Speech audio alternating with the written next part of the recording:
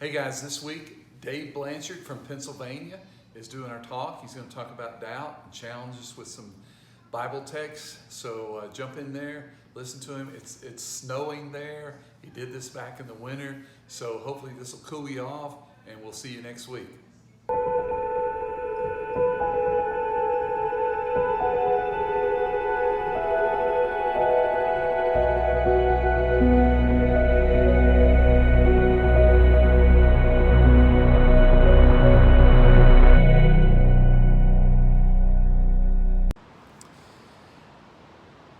Hello, Winterfest students. Oh man, I miss you guys. I've been so blessed to join you a handful of times in Gatlinburg. Been blessed to join you a couple of times in Arlington. And today I'm really excited to join you virtually from Bellefonte, Pennsylvania, all the way up here where it is snowing and beautiful and very winterfesty today. Wished you could be here. This week I want to talk for just a few minutes about the topic of doubt. I don't know about you, but as a person of faith, as a Christ follower, I sometimes doubt.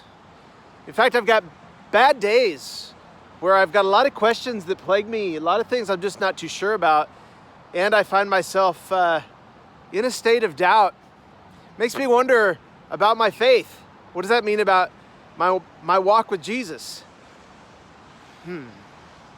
Are you like me? Is that your experience some days where you're just plagued with doubt?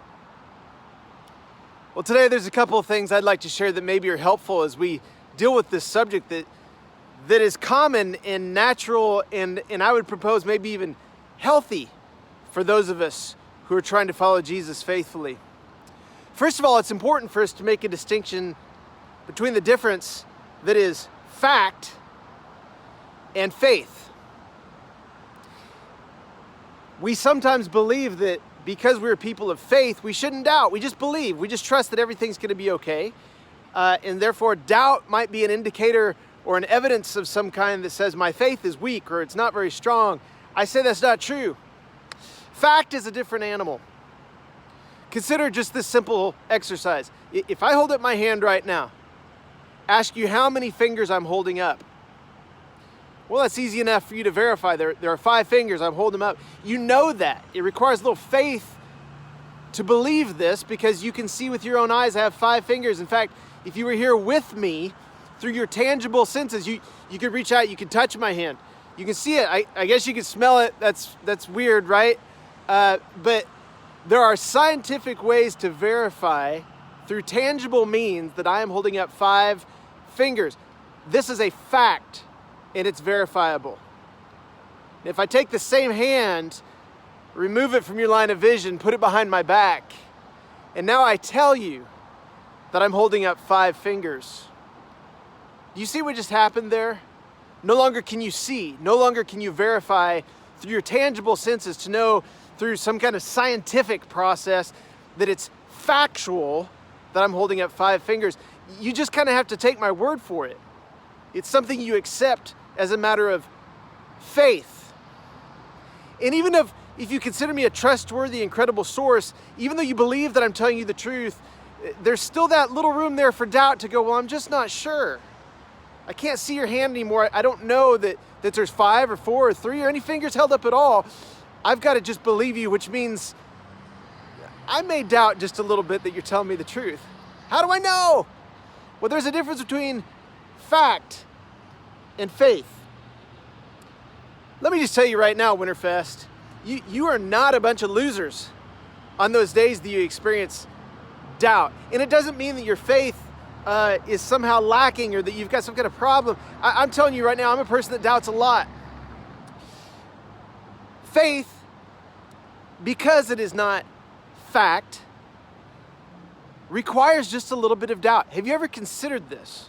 For faith to truly be faith, it requires us sometimes to have just a little bit of doubt. Otherwise, we're talking about something that's fact, that's more scientifically based. We are a spiritual people who believe in a God who is all around us everywhere, and a spirit that is alive within us. But these are things that, even though there's indicators that this is true, scientifically, fact is different than faith. And so sometimes we have doubt. Are you following me here? You get what I'm saying? Now, the Hebrew writer tells us in Hebrews chapter 11 and verse 1 that faith is being sure of what we hope for and certain of what we do not see. At least this is the translation of a Bible that I carry with me. It's an older translation. As I turned to these pages earlier this week and I'm reading this passage again, I'm going, man, I don't know that helps me a lot. That particular translation, faith is being sure of what I hope for, certain of what I do not see. There's some days I feel less certain than others. What does that mean about my faith? Well, if we dig a little deeper, if we compare translations, we see that what this author is really trying to convey to us here is the idea that faith is really about having a confidence, having an assurance in those things that we don't see necessarily. It's our continual hope, a substance, a real substance that is here, that is evidence of a hope that we have. A different translation may word it this way. Faith is the substance of things that we hope for. It's the evidence of things not seen. It's the assurance of things we hope for. The conviction of things not seen. I can be a person of faith, meaning that I have a certain degree of assurance. I have a level of conviction that those things I choose to believe are actually true. And that this can fuel my hope, particularly on the days maybe I don't believe as much as those other days. Those days that I experience doubts. Listen, Winterfest, we got to understand something. Doubt is not only required for a person of faith, for faith to be faith and not fact. You following me? But doubt is also not the opposite of faith. I think we're tempted to believe this. I'm either a person of faith or a person of doubt, and doubt is somehow contradictory to my faith. No, doubt is not the opposite or contrary to faith. A wise mentor once told me, Dave, doubt's not the opposite of faith. The opposite of faith is apathy. I've been working with students for a long time.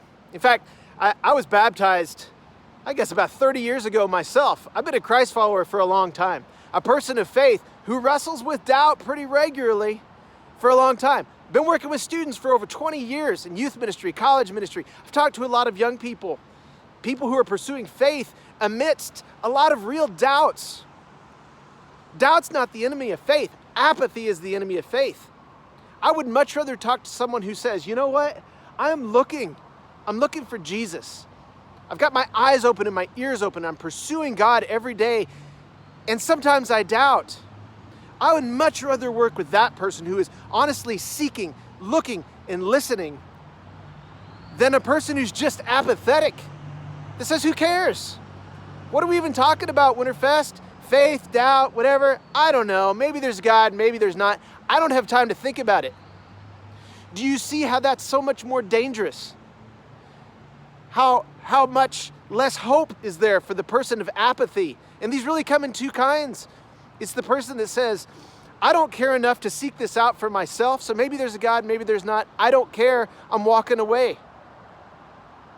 There's another kind of apathy that says, yeah, I'm a Christian. Of course I'm a Christian. I go to church, I go to youth group, I wear my Christian t-shirt. Of course I believe, of course I have faith. What evidence is that in your lifestyle? What is there for me to see to indicate that you're actually following Jesus? Are you apathetic? That is the enemy of faith, not doubt. Give me a person any day who's looking for Jesus, who's listening, who's trying to be obedient and follow the promptings of the Holy Spirit, despite the honest and sincere doubts that come in the life of a person of faith.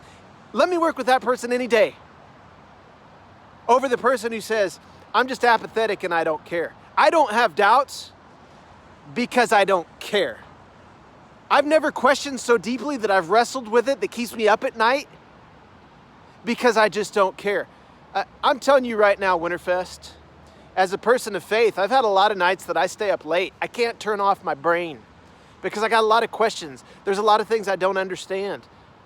And because my faith is seeking some level of understanding, meaning, context, understanding. What is all this and how does it work? That means that some days I've got a lot of doubt. But that's a healthy thing because I'm looking for Jesus. I'm listening for his Spirit. I'm trying to find who and where and what he is, and I'm actively seeking. Some days I have doubts. Evidence of a sincere faith that's seeking, not apathy that says, I don't care. Therefore, I've never lost sleep over it because I've honestly never thought about it before. Do you see how that's so much worse? Winterfest, may we be a people of sincere and genuine faith, recognizing that faith, as opposed to fact, requires a degree of doubt. And that sometimes when we doubt, this might be actual evidence of a healthy faith that is seeking understanding, and that can be a good thing. Let me challenge you with two things this week. Two things you can do as you pursue this idea of doubt in the life of a faithful believer. Number one, go to Hebrews chapter 11. Read the chapter for yourself. These incredible stories of people of faith that are part of our story in our history, who have done incredible things because they chose to believe even in seasons of life where they may have had doubt. They believed and they acted anyway. Go back and read that chapter. It's a great encouragement. Consider where you fit into that unfolding story today. Secondly, have a conversation with a person of faith who is old, who is seasoned. Find somebody around you who follows Jesus and is sold out, who's got some gray in their hair, some wrinkles to their skin. Find somebody who's lived a rich, full, long life and have a real conversation. Ask them that question. What does it mean for you to be a person of faith, and how have you dealt with doubts in your life? Any person of real faith will admit to you that they've had plenty of doubts. A lot of times where they're not really sure what to believe or what to do. How have they coped? What has been their assurance along the way? Read the text, have the conversation, talk with your mom, dad, your youth leader.